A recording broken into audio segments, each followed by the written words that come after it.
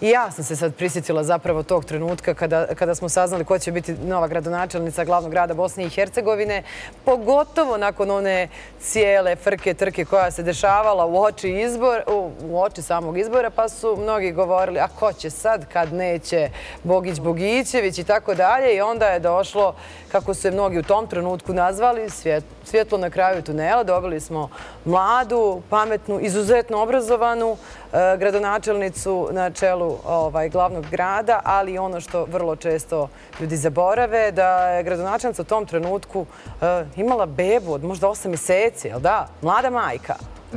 Tako je, Natan, moj sin je u tom trenutku imao 4 mjeseca. A 4 mjeseca? 4 mjeseca. Dakle, izvinite što prekidam, vi ste imali vrlo kratko porodiljsko odsustvo. Ja sam zapravo svoje prvo predavanje održala 5 dana nakon poroda. Jednostavno nisam mogla izdržati bez akademske karijere. Naravno, sve je to lijepo ovako zvuči, ali to je beskrajna podrška unutar moje porodice koju imam. Znate, kad kažete ja sad 5 dana nakon poroda idem da držim predavanje i svi vas dušno podrže. Kada kažete u svojoj porodici ja sada imam priliku da budem gradonačelnica, ali molim vas, morate mi svi pomoći podjednako sa bebom i svi to zdušno prihvate. Sve je lakše uz podršku porodice. A u tom trenutku ja sam 39. gradonačelnica Sarajeva, druga u historiji grada i najmlađa. I onda stalno govorim svim mladim ženama, pa ovo je dokaz da možemo. Od 7 mojih pomoćnika, dakle najbližih saradnika u gradskoj upravi, 5 su žene. Sjajne, divne žene koje odlično rade svoj posao.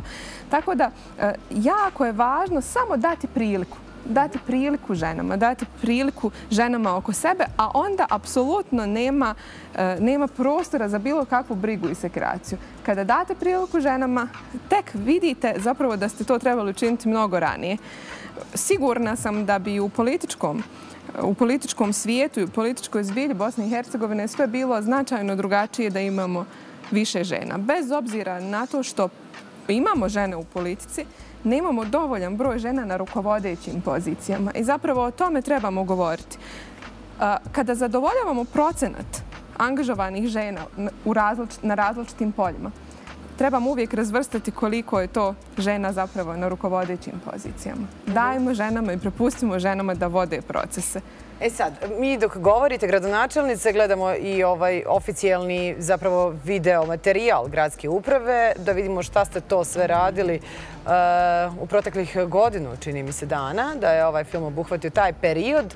I onda se prosto pitamo, pa i ovi dobronamjerni, ali možda i ovih koji se nadam da je i manje, ovi zlonamjerni moraju da priznaju da kažu pa kako ova žena stiže sve. Kako?